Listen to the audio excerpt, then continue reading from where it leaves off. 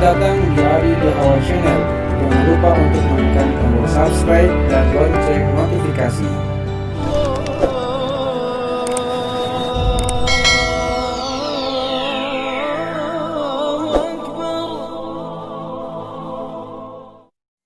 Bismillahirrahmanirrahim. Assalamualaikum warahmatullahi wabarakatuh.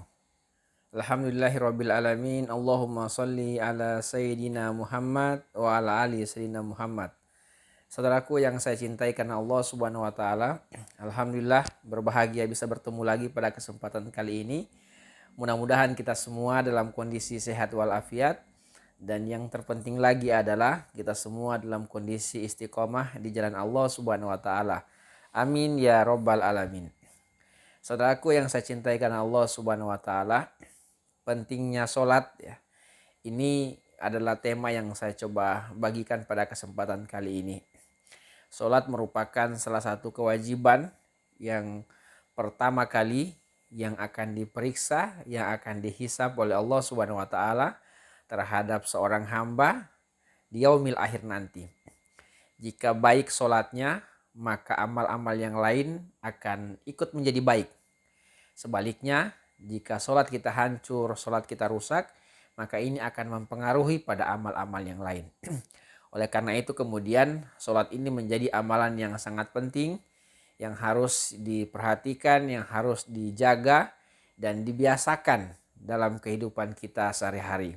Ada 5 waktu kewajiban yang Allah berikan kepada kita dalam melaksanakan sholat. Isya, subuh, lohor, asar, maghrib. 5 waktu ini merupakan bentuk komitmen kita sebagai seorang muslim, sebagai seorang mukmin yang menyatakan diri sebagai hamba Allah Subhanahu wa taala, sebagai bentuk ketundukan kita kepada Allah Subhanahu wa taala. Oleh karena itu kemudian sholat ini merupakan salah satu amalan yang harus dikerjakan kapanpun dan dimanapun kita berada. Kita sementara mukim, kita sementara tinggal di kampung kita, di rumah kita, maka sholat tetap harus dilaksanakan. Kita berada di tempat pekerjaan kita, di sawah, di laut, di gunung, di udara sebagai pramugari ataupun sebagai pilot, maka sholat harus tetap dikerjakan. Kita sementara di perjalanan, melakukan safar ataupun perjalanan jauh, maka sholat harus tetap dilaksanakan. Kapan kita berhenti sholat? Kita berhenti sholat pada saat kita telah disolati atau ketika kita telah dipanggil oleh Allah Subhanahu wa taala. Jadi kewajiban sholat ini harus senantiasa dijaga dari waktu ke waktu, dari hari ke hari sampai dengan ajal kita menjelang.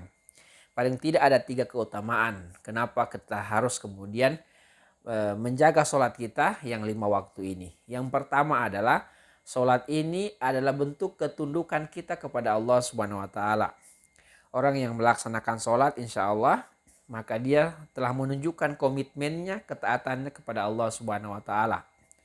Oleh karena itu, secara sederhana menilai seseorang, melihat seseorang adalah pada saat kemudian dia melaksanakan sholat ataupun tidak.